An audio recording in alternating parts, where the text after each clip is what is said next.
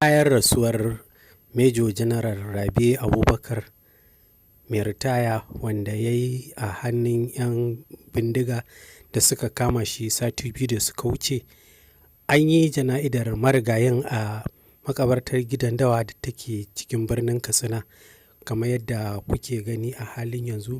Kuma mataimakin gwamnan jihar Katsina shi wakilci mai girma gwamnan jihar Katsina Dikko Radda, wanda liman malam gwagwarmaya ya jagoranci sallar.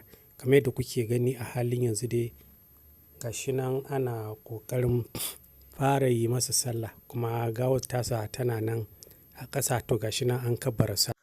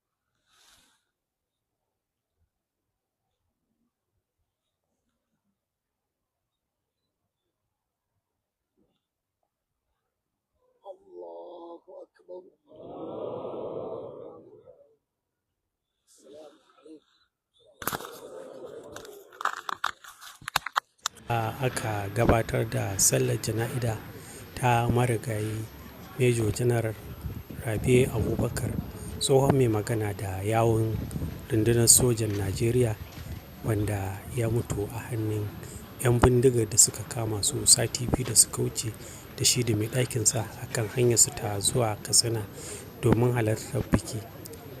Wanda a satin da ya wuce janar da shi da matarsa sun fito suna roƙon shugaban ƙasa da kuma gwamnan jihar Katsina da shugabannin ƙananan hukumomin nan guda biyar na yankin da abin ya same su da su sa baki domin ganin cewa an ceto su, kuma an yi sulhu da 'yan bindigan nan, a biya musu bukatun da suke da shi domin ganin an samu zaman lafiya a wannan yanki.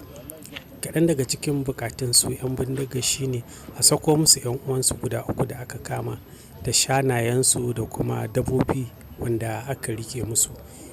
Babu shakka mutuwar General Rabe Abubakar ta kiɗima mutane a cikin ƙasar nan, kuma ta sa mutane sun fara dawowa daga rakiyar rashin tsaro. In har janar na soja za a kashe shi, ya zama na gwamnati ba ta yi wani abu ba na wajen ganin ta karɓo shi, wannan ba ƙaramin koma baya ba ne da kuma abin kunya a idan duniya da kuma ga 'yan ƙasa, wanda a kwanan baya akwai wani sarki da ya kira da cewa mutane su tara kuɗi su sai makamai domin kare kawukansu daga sharin waɗannan 'yan bindiga. Fatanmu dai shine Allah ya ba mu zaman lafiya a wannan ƙasa tamu ta Najeriya. Amin.